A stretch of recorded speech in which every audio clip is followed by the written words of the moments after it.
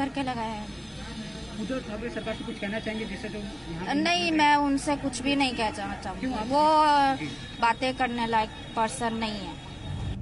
Retired navy अफसर मदन शर्मा की गलती इतनी भर थी कि उन्होंने सुशांत सिंह राजपूत केस में उद्धव सरकार के खिलाफ आवाज उठाने वाली एक्ट्रेस कंगना रनौत पर कार्रवाई को लेकर एक तंज भरा कार्टून सोशल मीडिया पर पोस्ट कर दिया था। इसी से भड़के शिव सैनिकों ने उनके घर धावा बोल दिया और उन्हें बुरी तरह से पीटा। इस घटना के बाद से रिटायर्ड नेवी अफसर का परिवार बेहद डरा हुआ है।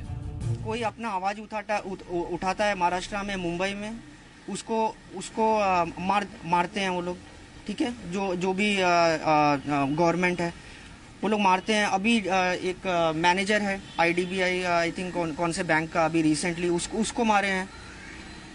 मेरे डैड को मारे हैं।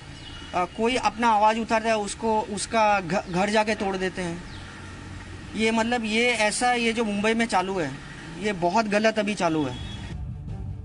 सुशांत केस में ठीक ढंग से कार्रवाई न करने को लेकर पहले से ही निशाने पर चल रही उद्धव सरकार कंगना पर कार्रवाई को लेकर घिरी हुई थी। अब एक रिटायर्ड नेवी अफसर के साथ मारपीट और दुर्व्यवहार से उसकी और फजीहत हो रही है। बीजेपी इस मामले को लेकर शिवसेना को घेर रही है तो वहीं LJP ने इसे उत्तर भारतीय बनाम मराठी का रंग दे दिया है।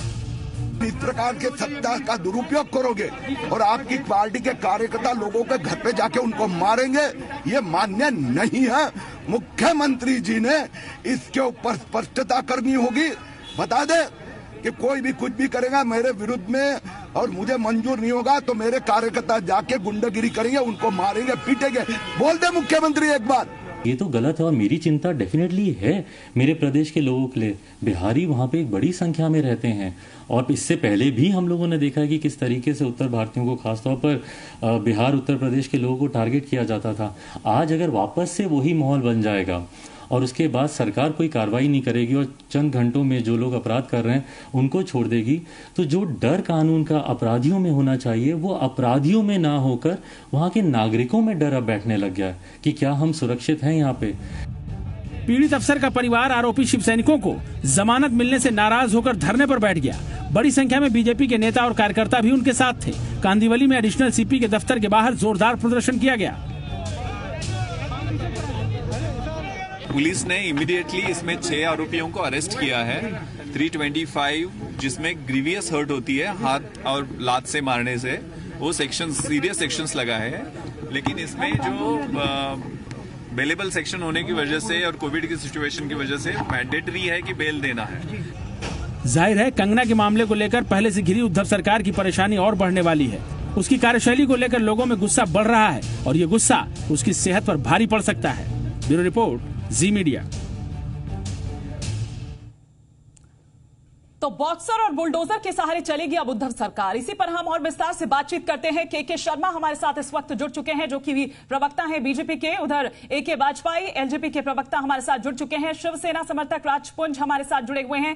तेजस्विनी सिंह जो कि एक सामाजिक कार्यकर्ता हैं। अमलेंदु उपाध्याय राजनीतिक विश्लेषक हमारे साथ जुड़ चुके हैं। लेकिन राजपुंज जी, और कितनी फजीहत कराएंगे आप अपनी? इतनी निरंकुशता क्यों, इतनी निरंकुश क्यों होती जा रही है शिवसेना?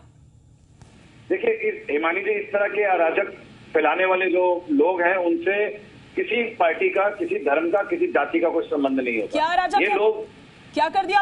ये जो इस प्रकार से जो ऐसे किसी बुजुर्ग के साथ ऐसे हाथापाई करेंगे या मारपीट करेंगे किसी भी आवेश में आके, इसका कोई किसी के साथ संबंध नहीं होता। ये लोग ठीक है, कानून अपनी कार्रवाई करिए, इनको अरेस्ट होना जरूरी था। बताइए ना, मेरे को समझ नहीं आया, थोड़ा सा क्लियर कीजिए। मैं समझ नहीं पाई। मारपीट करी है एक जो नेवी के अराजक किसे कह रहे हैं आप?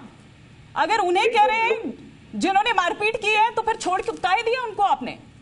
नहीं तो हिमानी जी, वो मारपीट का उनके ऊपर लगाना धाराएं, कोई उनके ऊपर फांसी की सजा थोड़ी लगती है। अच्छा, तो मतलब आप किसी के साथ भी इस तरह से मारपीट करेंगे? किसी के भी आंख फोड़ देंगे, सर फोड़ देंगे, हाथ पैर तोड़ देंगे? हिमानी जी, हम और वो भी उस शख्स के साथ जिसने अपनी पूरी जिंदगी देश की रक्षा के लिए न्योछावर कर दी। बिल्कुल नहीं, बिल्कुल निंदनीय है, बिल्कुल निंदनीय है। ऐसे लोगों को मैं अब कानून के हिसाब से क्या कह सकते हैं, उसके कानून के हिसाब से उनको अंदर किया गया। कानून बहुत ही पंगु है, बहुत ही लाचार है, बहुत ही लाचार है सर, बहुत ही लाचार है। मेरा और आपका बनाया हुआ थोड़ी है हिमानी जी। ये तो कानून सभी के लिए मान्य है और मेरे लिए नहीं, ऐसा थोड़ी कि मेरे और आपके लिए उद्धव ठाकरे का बनाया हुआ है। तो इतनी हल्की धाराएं लगाई ही क्यों गई?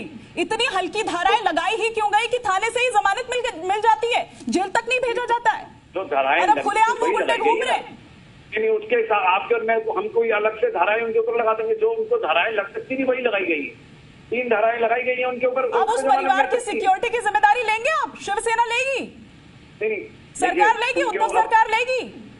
नहीं, उद्धव सरकार तो फिर उद्धव सरकार मेरे को समझ नहीं आ रहा, वहां पे कुछ भी हो रहा है, कोई बुलडोजर लेके वहां पे तोड़ रहा है बीएमसी, तो उद्धव शिवसेना आ जाती है। तो ये होता है वो ठीक है। अच्छा, लोग ऐसे होते हैं। आपको अभी तक समझ नहीं आया? के शर्मा जी फैलाते हैं। मैंने तभी के शर्मा जी, इनको तो समझ नहीं आया, जरा समझा दीजिए।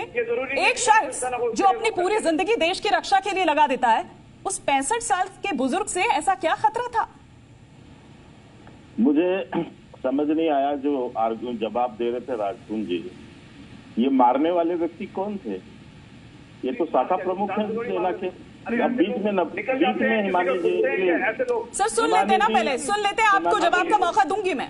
हिमानी जी प्लीज, मैं नहीं चाहूंगा कि मैं ऐसे डिबेट की। नहीं, आप बोलिए। आप शर्मा जी अपनी राजपूत जी एक बार सुन लेते हैं, फिर आप जवाब दीजिएगा। जी शर्मा जी। देखिए, ये जो वहां पर हमला किया, ये सब तो शिव सैनिक थे, तो सब शिव सैनिक के वहाँ के जो शाखा के प्रमुख हैं, ये उन्होंने जाके हरकत की है। और धारा की बात तो वाजपेयी साहब बैठे हैं, जाने माने वकील हैं, वो बता सकते हैं। मैं तो समझता हूँ तो जान से मारने की कोशिश थी। बिल्कुल। तो इसमें धारा भी क्या लगनी चाहिए वो बता देंगे। अभी इन्होंने कहा कि इसके लिए आप शिवसेना को कैसे आप वो कर देंगे, यानी उद्धव ठाकरे कैसे जिम्मेदार है। तो ये भूल गए कि शिवसेना के पक्ष प्रमुख माननीय उद्धव ठाकरे जी ही हैं। और जहां तक आपने बीएमसी में की तोड़ने की बात की, वहां पर कहते हैं कि शिवसेना का कोई रोल नहीं है। यदि रोल नहीं था तो फिर आपने सामना में ये क्यों लिखा कि उखाड़ दिया? और दूसरी बात, सामना में केवल संजय राउत नहीं है हिमानी जी, बिल्कुल, सामना के जो कार्यकारी संपादक हैं संजय राउत, उसकी उसकी जो संपादिका हैं वो रश्मि ठाकरे जी हैं। बिल्कुल। और ये इनको जानकारी होना चाहिए कि आज भी आप धमकी लिख रहे हैं उसमें, आज भी आप लिख रहे हैं कि मगरमच्छ से आप बैर नहीं ले सकते। तो आप एक तरफ सामना के माध्यम से पूरे महाराष्ट्र के लोगों को धमकी दे रहे हैं। आपके संजय राउत बयान करते हैं, मैं याद दिलाना चाहता हूं 4 सितंबर के शाम के एक उनके बयान का, जी, जिसमें वो कहते हैं कि महाराष्ट्र के विरुद्ध बोलोगे तो हम आपका श्राद्ध कर देंगे। मानी जी, श्राद्ध कब होता है? हाँ। जब किसी को जान से मार देंगे तब 13 दिन बाद श्राद्ध होगा ना। तो मतलब आपने जान से मारने की धमकी दी है, जो धारा 304 के अंतर्गत आता है। राजपुंज जी, और मैं एक मिनट हिमानी जी मैं बता दूं राजपुंज जी को कि संजय राउत जी अभी ये सोच रहे हैं यदि उसको खरोच भी लगेगी ना तो जेल चले जाएंगे संजय राउत। ये अभी तो आसान लग रहा है कानून। एक जो सड़क के जो गुंडे हैं, ये जो सड़क के जो गुंडे बने हुए हैं कि घरों से निकाल के जो लोगों को मार रहे हैं, और सत्ता का जो नशा और अहंकार इनके ऊपर चढ़ा हुआ है, इनको ये भूल जाए। एक बात कह के बात अपनी समाप्त करता हूँ मानी जी, कि इसमें केवल शिवसेना को हम नहीं कर सकते। इसके साथ इस अघाड़ी के अंतर्गत जो एनसीपी और कांग्रेस है, क्योंकि गृह मंत्री जो है अनिल देशमुख वो एनसीपी के हैं, ठीक है, और ये राज्य ये कानून व्यवस्था उनकी जिम्मेदारी है। ठीक है, बिल्कुल। वो तो जब मिली जुली है तो सभी की जिम्मेदारी है। बिल्कुल, जब मिली जुली है तो सभी की जिम्मेदारी है। वो अलग बात है कि कांग्रेस एनसीपी तो पहले ही इस बात से पल्ला झाड़ चुकी है, फिर किस आइडियोलॉजी के तहत चल रही है शिवसेना पता नहीं। राजपुंज जी बताइए, जरा जवाब दीजिए। शर्मा जी की सारी बात मैं सिर्फ यही कहूंगा, शर्मा जी से यही कहूंगा, और वाजपेयी जी बैठे हैं हमारे काफी सीनियर हैं, तो ये कहूंगा कि बार बार हर बात के ऊपर शिवसेना के ऊपर आरोप करना कि शिवसेना किसी को कह नहीं रही, किसी को लाइसेंस नहीं देगी कि जाके आप पीट के आओ। शिवसेना बीएमसी को नहीं कह रही, बीएमसी में 82 सदस्य बीजेपी के भी हैं। अरे शर्मा जी, आपके भी 82 सदस्य हैं, आपके भी 82 सदस्य हैं। हमने तो विरोध करके कहा कि आप कार्रवाई कैसे। अरे सर, बीएमसी को कोई दिशा निर्देश नहीं दिया गया कि वो अपना कार्य कर रहे हैं। फिर सामना में क्यों लिखा उखाड़ दिया? फिर क्यों लिखा उखाड़ दिया? क्या था इसका मतलब? नहीं शर्मा जी, फिर तो आपने भी दिया होगा ना। फिर अब आप नहीं, मैं बताता हूँ इनको आपको मैं बताता हूँ के ऊपर, शिवसेना के ऊपर। राजपूत जी जवाब दीजिए ना, बाकी गेस्ट भी है मेरे पास, फटाफट से। उखाड़ दिया तो क्या मतलब है, उससे आपका क्या तात्पर्य था? अरे वो न्यूज पहले उखाड़ दिया पर कॉन्सेंट्रेट करते हैं, उखाड़ दिया से क्या मतलब था? न्यूज पेपर है वो, उखाड़ दिया से क्या मतलब था? तो वो न्यूज़पेपर किसका है, क्या है, ये सब जानते हैं। ठीक है, अगर आप नहीं जानते तो फिर नहीं मेडिकल उखाड़ दिया लिख दिया तो उसका मतलब क्या हो गया? उखाड़ दिया का मतलब क्या हुआ बताइए ना सर, हमें नहीं पता, हम थोड़े दुरुस्त कर दीजिए हमारी नॉलेज, हम नहीं जानते, हम शायद कुछ और समझ रहे, तो आप बता दीजिए पुंछ साहब। संजय राउत जी कैसे क्या थोड़ा लेके, ये वो जेसीबी को काट के गए थे, नहीं बीएमसी संजय राउत तो बयानबाजी में बहुत बिजी थे ना, बहुत बिजी थे। बार बार आरोप लगाना अच्छी बात नहीं है। अच्छा वाजपेयी साहब क्यों बार बार आरोप लगा रहे हैं आप बेकार आप कह रहे हैं कि उत्तर भारतीय मराठी बनाम आप कर रहे हैं, बार-बार क्यों कर रहे हैं? शिवसेना को हर बात पे आप आरोप लगा देते हैं। शिवसेना, अरे सुनो भाई, सुनो तो सही, बस हो गया, ठीक है। अरे सुन लो यार, सुनिए ना, बोलिए वाजपेयी जी बोलिए। देखिए ऐसा है, शिवसेना के इतिहास को हम सबने देखा है, हमेशा वो उत्तर भारतीयों को, बिहार के लोगों को और उत्तर प्रदेश के लोगों पे अटैक करते थे कि नहीं? उनके रेड़े पलट देते थे, उनकी गाड़ियां जला देते थे, उनके स्कूटर को छीन लेते थे। ये लोग तो गुंडे ही है भाई, ये तो प्रूव हो रहा है कि शिवसेना गुंडे ही पार्टी है। एक बात बताइए, ये लोग जाएंगे किसी सीनियर सिटीजन को घर से उतारेंगे नीचे और उसके बाद उसको मारेंगे लात कूदों से? सेना का अपमान नहीं है, सेना के लोगों का अपमान नहीं है ये कि जो एक शख्स पूरी जिंदगी अपनी न्यौछावर कर देता है देश की रक्षा के लिए, क्या ये उन लोगों का अपमान नहीं है? वो भी अब सड़कों पर है, प्रदर्शन कर रहे हैं। इससे आगे चलिए, ये अटेम्प्ट टू मर्डर का केस था। जब आप नियत बना के किसी को मारने जाएंगे तो अटेम्प्ट टू मर्डर का केस है, 307 आईपीसी की धारा लगनी चाहिए, वो नहीं लगाई उन्होंने 325 लगा ली जो थाने से फेल हो जाएगी। तो ये क्या चाह रहे हैं? आप कह रहे हैं शिवसैनिक नहीं है तो बचाया क्यों उनको? देखिए आप फिर से आरोप लगा रहे हैं, वाजपेयी साहब फिर से आरोप लगा रहे हैं, वो कह रहे हैं कि शिवसेना पे बार बार क्यों आरोप लगा रहे हैं? अच्छा सुनिए राजपूत जी, आपकी सक्षम पुलिस क्यों इन गुंडों के साथ खड़ी हुई नजर आ रही है? ऐसा क्यों लग रहा है कि उनको बचा रही है? अरे नहीं, जिस प्रकार के तत्व ये लोग होते हैं, ये गुंडे ही हैं, ये गुंडे ही हैं, शिवसेना कहलाने का अधिकार नहीं है इनको। भारतीय जनता पार्टी 20 साल से ऊपर सरकार में रहे हैं, तो वह तब गुंडे भी थे कोई। आज वाजपेयी जी कह रहे हैं कि गुंडे ऊपर शिवसेना। अरे भाई आपके एक्ट बता रहे हैं, हम थोड़ी कह रहे हैं, आपके जो कार्यकलाप है वो बता रहे हैं, हम नहीं कह रहे। और देखिए पुलिस भी मिली हुई है, देखिए सुशांत के केस में मुंबई पुलिस ने एफआईआर नहीं की, बताइए क्यों? आपके पास कोई जवाब है? मुंबई पुलिस ने नहीं निकाला, भैया आपके पास इन तथ्यों को आप डिनाई नहीं कर सकते हैं। अरे भाई एफआईआर नहीं करी और सुप्रीम कोर्ट ने बकायदा ये दिया कि सीबीआई को ट्रांसफर करना पड़ा। अगर इन्वेस्टिगेशन नहीं होती तो ये नौबत क्यों आती? अरे सुनिए ना जवाब, सुन के जवाब। मेरा ये कहना है कि अगर पुलिस वालों ने जानबूझ के 325 की दफा लगाई, जबकि 307 नॉन बेलेबल ऑफेंस होता है, उसमें कोर्ट के आगे पेश करना चलता है, तो ऐसा सरकार की हिदायत पे किया ना, तो ये एडमिटेड फैक्ट है कि वो शिवसैनिक थे। जब शिवसैनिक है तो उनको कौन गवर्न करता है? किसकी सरकार है बताइए? देखिए इसलिए हमारे राष्ट्रीय अध्यक्ष चिराग पासवान ने कहा है it is a fixed case जहाँ पे राष्ट्रपति शासन लागू होना चाहिए। देखिए एक नहीं है, कंगना का आपने सर तोड़ दिया, राजनीति का सवाल नहीं है। आप जो इस तरह का मौका दे रहे हैं, आप जो मालाबाइडी एक्शन कर रहे हैं, आप जो लोगों को डरा रहे हैं, आप जो नहीं पुलिस को जेल में रखते हैं, दिख रहा है, ये सरेआम सबको दिख रहा है। देखिए डर गए, बॉम्बे के लोग डर गए और उत्तर भारतीय बहुत ज्यादा डर गए। नागरिकों को ही डराने के लिए, राज्यों को डराने के लिए पुलिस बहुत सक्षम है। वाजपेयी जी फिर सवाल उठा रहे हैं, आप शिवसेना पर फिर सवाल उठा रहे हैं, आप बहुत सक्षम पुलिस है मुंबई की, बहुत सक्षम पुलिस है, आप सवाल नहीं उठा सकते हैं ऐसे भाई, आप सवाल नहीं उठा सकते हैं। पुलिस कहीं की हो, अगर वो राजनेताओं के पॉकेट के काम करेगी तो सवाल उठाया जाएगा। महेंद्र उपाध्याय जी, अच्छा ठीक है राजपूत जी, ठीक है वाजपेयी साहब, आऊंगी बाकी गेस्ट भी है मेरे पास, अमलेंदु उपाध्याय जी, यही काम है सियासत में उनके पास क्या वो बैठ ठीक है सर, ठीक है। इतना बड़ा सियासत में आने से पहले बाला साहब ठाकरे भी कार्टूनिस्ट ही थे। केस आ रहे हैं कोरोना। ठीक है पुंज साहब, ठीक है। तो मैं आपसे दरअसल ये जानना चाह रही हूँ कि आप देखिए ना कि ये एक चुहलबाजी होती है, हंस देते हैं लोग कि हाँ ठीक है आप कटाक्ष कर रहे हैं, व्यंग्य कर रहे हैं, लेकिन क्या बाला साहब ठाकरे और उद्धव ठाकरे में क्या आप यही फर्क देख रहे हैं कि उनकी सियासी गंभीरता और उद्धव के ये सियासी बचकानेपन में क्या यही अंतर है? नहीं, अब ये अंतर क्या है क्या नहीं है ये तो मैं नहीं कह सकता, लेकिन ये संस्कृति जो बढ़ रही है इस तरीके की, ये पूरे देश में बढ़ रही है, केवल वहाँ ही नहीं बढ़ रही है। तमाम जगह कार्टूनिस्ट पे हमले हुए, लेखकों की हत्याएं हुई, वो सब कहाँ हुई? मतलब आप जो है आज एक व्हाट्सएप मैसेज के ऊपर अगर आप एक रिटायर्ड सैनिक की पिटाई के ऊपर आप गर्जिला हो रहे हैं, तो आपको गौरी लंकेश की हत्या पे भी होना चाहिए था, आपको दाभोलकर की हत्या पर भी होना चाहिए था, आपको कंदूजी की हत्या पर भी होना चाहिए था, किसी पे नहीं था।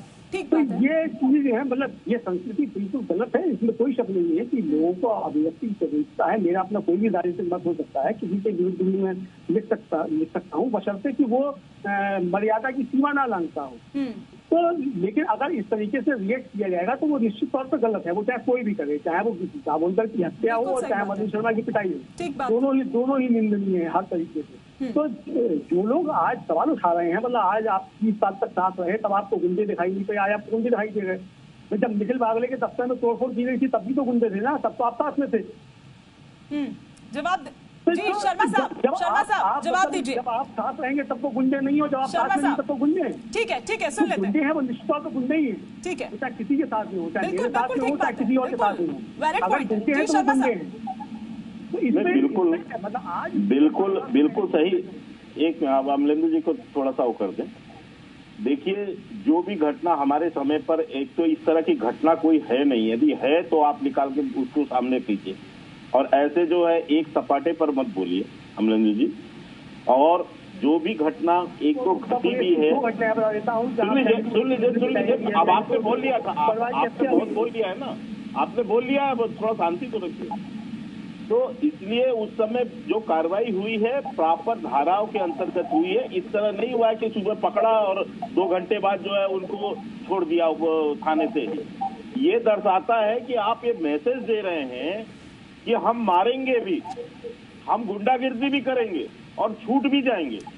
तो हिमानी जी, ये जो हरकतें हैं आज शिवसेना की, ये वास्तव में ये जो इन्होंने कंगना जी के यहाँ जो बुलडोजर चलाया, या ये जो आज कार्टून को केवल व्हाट्सएप को चैट को बाहर, यानी व्हाट्सएप को कर देने से उसको जो पीटा गया, वास्तव में ये परम पूज्य बाला साहब ठाकरे की विरासत के ऊपर इन्होंने बुलडोजर चलाया, और जो इन्होंने प्रहार किया है वो बाला साहब ठाकरे की पुण्य पर किया है। ठीक है, ये बाला साहब ठाकरे की शिवसेना नहीं बची है, ये सोनिया सेना है। मैं इस पर रिएक्शन लूंगी क्योंकि शायद इत्तेफाक नहीं रख रहे होंगे अंशु और अमलेंदु जी, मैं रिएक्शन लूंगी और तेजस्वनी जी से थोड़ा मैं माफी चाहूंगी, एक ब्रेक के लिए मुझे यहाँ पर रुकना होगा, लेकिन ब्रेक के बाद तेजस्वनी जी आपके पास मैं जरूर रुक करूंगी, मैं बिल्कुल मैं आऊंगी आपके पास, लेकिन एक ब्रेक के बाद।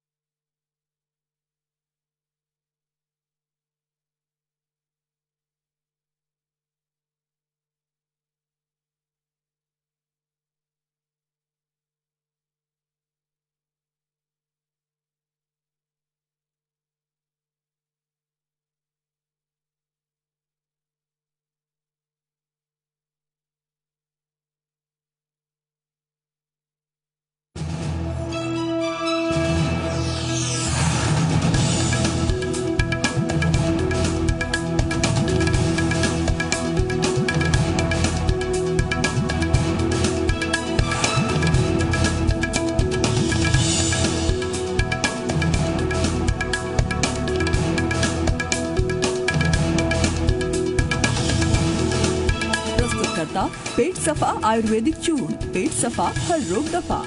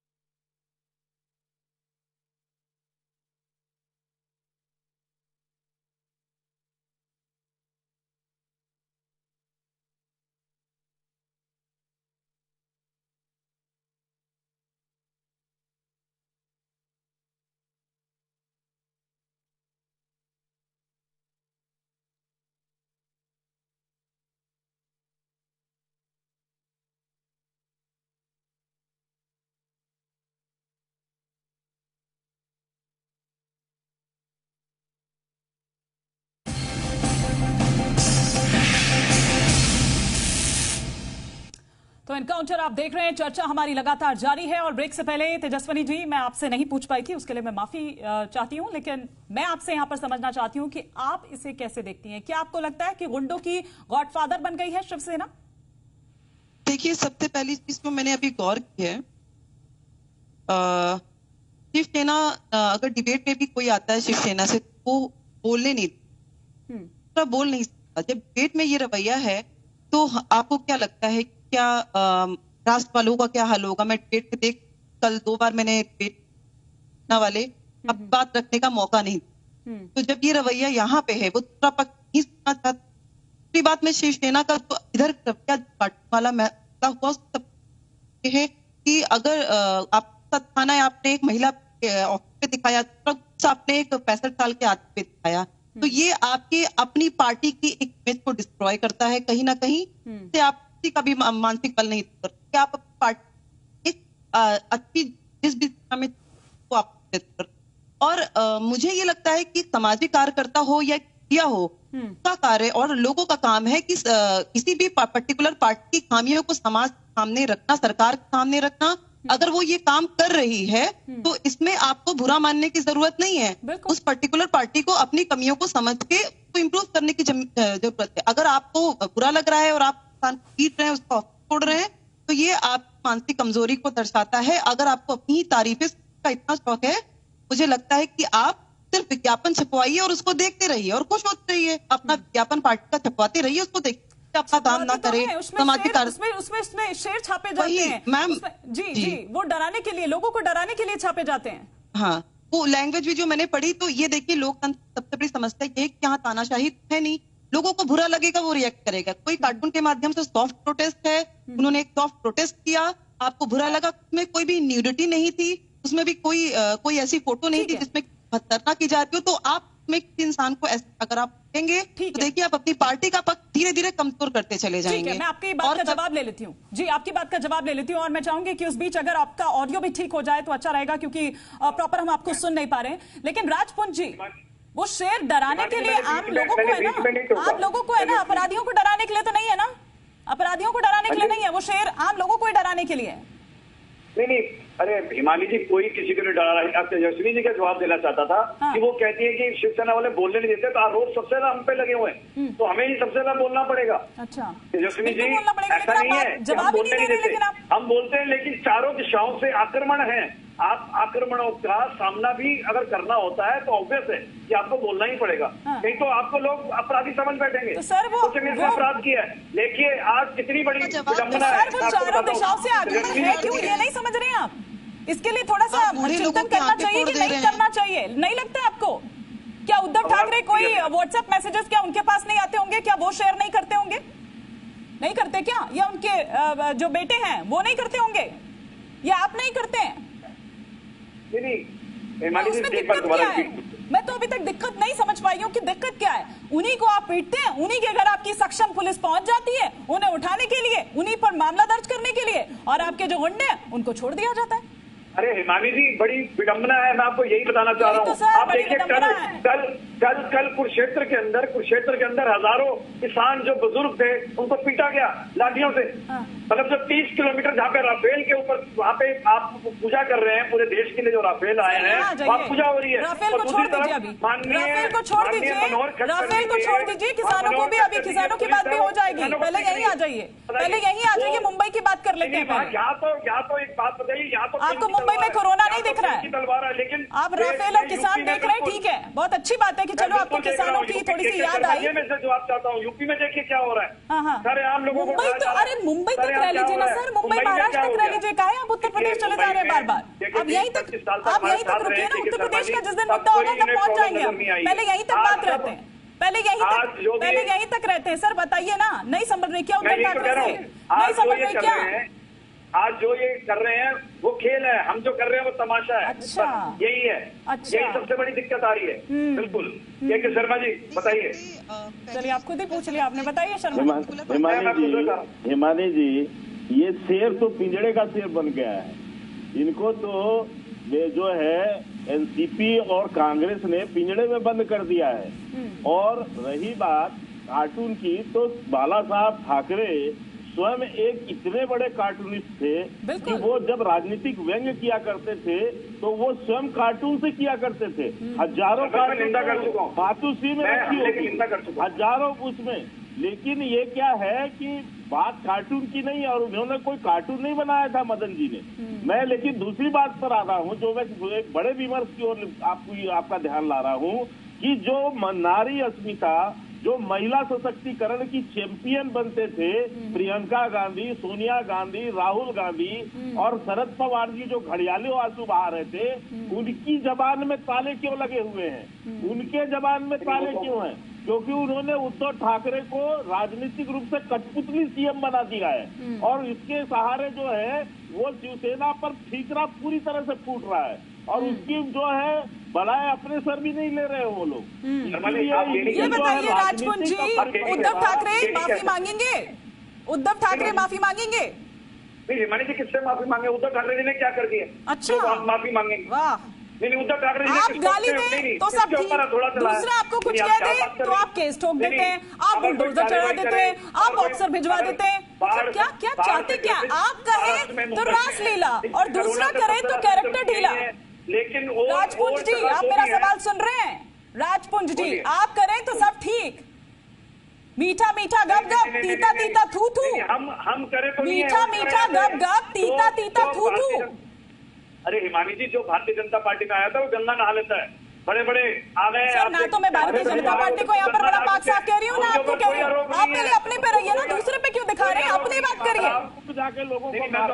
आप बताइए उनकी उस परिवार की सिक्योरिटी का क्या? उनकी बेटी ये कह रही है कि मैं राष्ट्रपति से गुहार लगा रही हूँ, राष्ट्रपति से गुहार लगा रही हूँ। मतलब समझ रहे हैं आप कि मुंबई में सुशांत मामले में लोग आपकी जो सक्षम पुलिस है ना उस पर विश्वास नहीं करती है, सीबीआई की बात करती है, और यहाँ पर आपकी जो फिर सक्षम पुलिस है ना उसका डर सिर्फ आम लोगों में है। राष्ट्रपति से गुहार लगा रही है, बहुत सक्षम है। आप ये बताइए कि उनके परिवार को सिक्योरिटी दी जाएगी?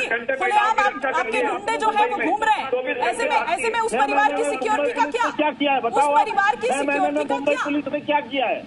6 महीने में मुंबई पुलिस का ये काम बताओ आप, क्या किया? साल भर में क्या किया? साधुओं की हत्या पर क्या किया? साधुओं की हत्या पर क्या किया? वहाँ साधु मारे जाएंगे, वहाँ आम आदमी पीटा जाएगा, वहाँ लोगों के घर तोड़ जाएंगे। यही काम करने के लिए आपको मिलिए मैंडेट वहाँ पे, यही काम करने के लिए सरकार बनाया वहाँ पे। सत्ता की दलाली करने के लिए बने हो, वहाँ केवल लूटने के लिए बने हो, लोगों को मारने के लिए बने हो, क्या करने के लिए वहाँ पर सत्ता में आए हो आप लोग? वहाँ पर गुंडागिर्दी कर रहे हो सर आप सड़क पर, और उधर से लोगों को धमका रहे हो। वहाँ पर जो है सोनिया का सेना बच गए हो, आप वहाँ गुंडे हो, आप क्या हो वहाँ पर? आप गुंडागिर्दी करोगे वहाँ पे, आप वहाँ गुंडागिर्दी करोगे बैठ के, लोगों की जान मारोगे, लोगों को धमकी दोगे, लोगों को पेपरों में लिखोगे, धमकी दोगे, और आपका बयान जारी करके धमकी दोगे। धमकी दे रही है आप लोग को, एक चैनल में बैठ के इस तरह की बात कर रहे हो आप लोग। समर्थन दिया है, शिवसेना ने समर्थन दिया है, CAA का समर्थन दिया है, 370 का समर्थन दिया, राम मंदिर का समर्थन दिया। आप क्या बात? अरे भाई तो क्या एहसान कर दिया? क्या आपने समर्थन दे दिया तो क्या एहसान कर दिया है? ये तो हमारा काम तो करके दिखाते हैं इसको, हमारे आपके समर्थन दिया है। लेकिन आपने जो लोग विरोध कर रहे थे आज उसी के साथ खड़े हो ना। आज उसी जो मंदिर तोड़ने वाले लोग थे, जो मंदिर के बनाने का विरोध कर रहे थे, आज उसी के साथ आप खड़े होकर काम कर रहे हो ना। जिन लोगों ने मंदिर का विरोध बनाने का विरोध किया, जो लोग कहते हैं कि हम मंदिर तोड़ के मंदिर बनाएंगे, उनके साथ खड़े हो आप किस बात की बात कर रहे हो? आपके साथ भी जो आप जो है 370 की बात कर रहे हो, हरियाणा में जो संजय राउत वो लोग 3 का समर्थन कर रहे हैं। आपकी कहाँ भी चली गई विचारधारा? कहाँ चले गई हिंदुत्व का? कहाँ चला गया कश्मीर का विचारधारा? आप 3 कश्मीर का समर्थन संजय राउत। मैं वाजपेयी जी को भी इस चर्चा में शामिल करना चाहूंगी, ठीक है? मतलब वो क्या बोल रहे हैं उनको समझ नहीं आ रहा, लेकिन आप क्या बोल रहे हैं पुलिस साहब, आप समझ रहे हैं? आप समझ रहे हैं? आप कह रहे हैं कि आरोप लगाए जा रहे हैं, हम पर आरोप लगाए। अरे क्यों नहीं लगेंगे आप पर आरोप? मतलब अभी भी आप समझ नहीं रहे वाजपेयी साहब? देखिए ऐसा है, ये बड़ा क्लियर दिख रहा है कि महिलाओं का घर आप 6 घंटे के नोटिस पे तोड़ देंगे, और उसके साथ हमारे बंगले में जो अनऑथराइज कंस्ट्रक्शन है उसको हाथ भी नहीं लगाएंगे। कि कहाँ का हमारा फाइटिंग इंटेंशन से काम कर रहे हैं। सैनिक जो एयरफोर्स का नेवी का ऑफिसर है, सीनियर सिटीजन है, उसको आपके गुंडे मारेंगे जाके घर से उतार के। उसके बाद पत्रकारों को आप अरेस्ट करेंगे, पत्रकारों को सर आपकी दुर्गा का असर नहीं हो रहा ना, जरा उनको भी बोल दीजिए जो आपके बैठे हुए। नहीं, पत्रकारों को झूठे मुकदमे डाल के आप अरेस्ट करेंगे, तो आप क्या चाह रहे हैं? क्या चाहना? क्या ये डेमोक्रेसी है कि आपकी उसके संस्कार नहीं चलेगी? और उसमें गंभीर मामला यह है कि कांग्रेस भी चुप और एनसीपी भी चुप, ये आपके साथ सत्ता में शामिल है। तो ये जाहिर होता है कि ये तीनों पार्टियां मिलके इस तरह का माहौल क्रिएट कर रहे हैं, इसीलिए यहाँ पे फौरन राष्ट्रपति। देखिए मशीनरी फेल हो चुकी है, इस तरह के कांड से बड़ा क्लियर है। पुलिस भी इनके पॉकेट के हिसाब से काम कर रही है। सुशांत केस में आपने देखा कोई FIR नहीं हुई, कोई प्रॉपर इन्वेस्टिगेशन नहीं हुई, इंक्वायरी ऑर्डर कर दी, मजिस्ट्रेटियल इंक्वायरी की मिनिस्टर साहब ने ऑर्डर कर दी। मतलब क्या दिखाना चाह रहे हैं? ऐसे सरकारें कभी चला करती हैं? सरकार का फर्ज होता है कि सबको बराबर देखा जाएगा। सरकार की नजरों में सब नागरिक बराबर है, और जो भी काम करेगा बगैर किसी भेदभाव के करेगा। इस तरह से आप हमें भी पता पासवान जी ने क्या बोला भारतीय जनता पार्टी के बारे में। आप आज बोल रहे हैं, आप आज की बात करिए, आज की बात करिए, आज क्या हो रहा है उसकी बात करिए। नहीं, ऐसे मत बात करिए वाजपेयी जी, गलत बात मत करिए। हमें भी मालूम है पासवान जी ने क्या बोला, हमें भी सब याद है, हमें भी संज्ञान है। आप नहीं, क्या आप बात कर सीनियर रहे हैं? सिटीजन को भी हमें मारेंगे। पता है प्रीवियस में क्या हुआ है। क्या क्रैकेट्स का आज उसको आप बात पकड़ेंगे कर रहे हैं नहीं? इस बात को। क्या हमने तो टैगलिंग फिर अगर भी उसका दिख हम रहा है उनके साथ नहीं है, फिर भी तो समर्थन दे उसको रहे हैं। बताएंगे आप। हमने जो सर, भी आप कहाँ चलेंगे पुंज साहब? जो भी FIR पासवान जी पे डिबेट नहीं है सर, पासवान जी पर डिबेट नहीं है। अमलेंदु जी ठीक है ना, पासवान जी पर डिबेट नहीं है अमलेंदु जी, लेकिन मैं तो ये समझना चाह रही हूँ कि एक रिटायर्ड जो फौजी हैं, क्या ठीक है सर, पासवान जी पर डिबेट नहीं है सर, पासवान जी पर डिबेट नहीं है। आप जवाब दीजिए ना कि आपने सीनियर सिटीजन को आपके गुंडों में क्यों मारा? क्या हमारे जो पूर्व सैनिक हैं, वॉर वेटरन्स हैं, उनका सर इस तरह से सम्मान होगा? ये सम्मान है, ईमानदारी से काम करना होना ठीक है ठीक है। अमलेंदु जी ऐसे सम्मान होगा हमारे वॉर वेटरन्स का? देखिए ऐसा है, हमारे ये सम्मान होगा या नहीं होगा, ये असम्मान की प्रक्रिया जो है पूरे देश में जारी है। ऐसा नहीं है कि वही एक असम्मान हुआ है, सब जगह सम्मान हो रहा है। और जो लोग वहाँ सवाल उठा रहे हैं उन्हें दूसरी जगह भी देना चाहिए, जहाँ उनकी सरकार है वहाँ भी देना चाहिए। यहाँ उत्तर प्रदेश में तो जो है मुकदमे वापस लिए जा रहे हैं। महाराष्ट्र में बोलने में आपकी मुंह बंद हो रही है, दही जम रहा है आपके मुंह में, उत्तर प्रदेश के बोल नहीं पा रहे हैं। ये चाटुकारिता कर रहे हैं आप बैठ के यहाँ पे। डॉक्टर कपिल का मसला आपके मुंह से एक शब्द नहीं निकल रहा है, सख्त टिप्पणी थी इंदिरा के विरुद्ध एक शब्द नहीं निकल रहा है। ये चाटुकारिता नहीं समझ नहीं आ रहा है। कौन साहब बने हुए सुबोध कुमार सिंह इंस्पेक्टर की हत्या होती है, आप तो है जनता नहीं कर पा रहे हैं, सम्मानित करते हैं, आप पकड़े रहते हैं, बोल पा रहे हैं। ये सवाल उठाने वाला कोई नहीं है। और जो है कंगना और आप आज मदन शर्मा की बात कर रहे हैं, नेवी के बेटी है, ये भी बता दीजिए। जिसके खिलाफ आप लोग जो कदम काटे हुए 2.5 महीने से, वो किसकी बेटी है? वो एक फौजी की बेटी नहीं है क्या? मतलब वो दोषी है, अन्य कानून अपना काम करेगा ना, वो अदालत तय करेगी। नहीं तो कानून किसके लिए काम करेगा सर? ये भी तो, यही तो मैं पूछ रही हूँ कि वो कानून उल्टा उन्हीं के ऊपर केस करने पहुंच जाता है, उल्टा उन्हीं के घर पर पहुंच जाता है, बजाय इसके कि वो उनको पकड़े, उन गुंडों को पकड़े जिनको छोड़ दिया गया। 14 घंटे भी नहीं लगे, 12 घंटे भी नहीं लगे। इतनी हल्की धाराएं लगाई गई, इतनी हल्की धाराएं लगाई गई कि थाने से ही उनको जमानत मिल जाती है। अब आप सोचिए ना सर कि उस परिवार का क्या, उस परिवार की सिक्योरिटी का क्या? अगर खुलेआम इस तरह से गुंडे घूमेंगे तो क्या आपको लगता है कि उनका परिवार सेफ है? आपको लगता है कि किसी तरह का नुकसान उनके परिवार को नहीं पहुंचेगा? मानी जी, मैंने शुरू में ही कह दिया कि मैं इस तरह की किसी भी कार्रवाई के समर्थन में कतई नहीं हूँ। वो चाहे शिवसेना करे, चाहे भाजपा करे, कोई भी करे। प्रियंका चतुर्वेदी जो आज राज्यसभा की तरफ से हो गई हैं, उनको सोशल मीडिया पे किस तरीके से धमकी दी गई, कौन से धमकी देने वाले लोग, कोई बोला उसके मसले पर? सर मैं उसका भी समर्थन नहीं करती हूँ, लेकिन बात यहाँ पर किस चीज की हो रही है, आप कहाँ पर ले जा रहे हैं? मैं उसका समर्थन बिल्कुल नहीं करती हूँ, मैं खुद उस चीज की निंदा करती हूँ। लेकिन अभी हम जिस बात पर कह रहे हैं, आप उस पर बात ना करके आप कहीं और जा रहे हैं। मैं उस पर रहना चाह रही हूँ फिलहाल। जो आप कह रहे हैं वो ठीक है, वो वैलिड पॉइंट है और उसका कोई भी समर्थन नहीं करता है। तेजस्विनी जी, मुझे ब्रेक पर जाना पड़ेगा, लेकिन एक फाइनल कमेंट मैं आपसे चाहूंगी। देखिए, मैं आपसे ये कहना चाहूंगी कि यहाँ पे अगर शिवसेना बार बार इस बात को, शिवसेना की जो गलतियां उनको छिपाने की कोशिश की जा रही है, तो ये बहुत ही बेवकूफी बात है। क्योंकि देखिए, दिख सबको रहा है। अगर बीजेपी की पार्टी से गलती होती है तो वो भी दिखता है, कांग्रेस की पार्टी से भी होती है तो भी दिखता है। अब आप बार बार बैठ के ये कहते रहे कि कुछ नहीं हुआ, आप बार बार कह रहे कि आर्मी अफसर रिया चतुर्वेदी को फंसाया गया, और आप ये भी प्रोटेक्ट कर रहे हैं। ये पाटिया जी बार बार ये भी कह रहे हैं कि रिया चक्रवर्ती भी आर्मी अफसर की बेटी है, तो कम से कम आप क्राइम तो देखिए, क्राइम का स्तर भी देखिए। आप आतंकवादी की तुलना अगर आप किसी नॉर्मल सिटीजन से करेंगे तो आप बहुत बड़े बेवकूफ हैं। आपको कम से कम ये बात तो समझनी पड़ेगी कि उनका क्राइम सिद्ध हो चुका है, उन्होंने अपना क्राइम कर लिया। उसके बाद आप कैसे कह सकते हैं बैठ के यहाँ पे कि आपने आर्मी अफसर की लड़की को फंसाया? अगर एक आर्मी अफसर भी क्राइम कर रहा है तो क्या उसकी सजा नहीं करनी चाहिए? आप क्या साबित करना चाह रहे हैं कि हम ड्रग्स का धंधा शुरू करवा दें पूरे देश में, पूरे देश के बच्चों को बर्बाद कर दें? क्या चाहते हैं आप? इस बात का मुझे जवाब चाहिए। आप बिल्कुल वैलिड पॉइंट उठा रही हैं तेजस्विनी जी, बिल्कुल। लेकिन मैं माफी के साथ रोकना चाहूंगी क्योंकि समय मेरे पास इतना ही था। लेकिन बिल्कुल आपने वैलिड पॉइंट यहाँ पर उठाया, और मैं भी यहाँ पर अमलेंदु जी को यही कह रही थी, लेकिन पता नहीं शायद किसी नाराजगी के साथ वो यहाँ पर डिबेट में आज बैठे हुए थे, किसी और मुद्दे पर वो बार बार जा रहे थे। शुक्रिया आप सभी मेहमानों का हमारे साथ इस चर्चा में जुड़ने के लिए। लेकिन इस बीच एक बड़ी खबर आ रही है। बलवंत सिंह मुल्तानी मर्डर केस में पंजाब के पूर्व डीजीपी सुमेध की मुश्किलें बढ़ती नजर आ रही हैं। मोहाली कोर्ट ने गिरफ्तारी का वारंट जारी किया है। 29 साल पहले का यह मामला है। सुमेध सिंह सैनी के खिलाफ गिरफ्तारी का यह वारंट, आप तस्वीर भी यहां पर इस वक्त देख पा रहे हैं। बलवंत सिंह मुल्तानी मर्डर केस, ये 29 साल पुराना ये मामला।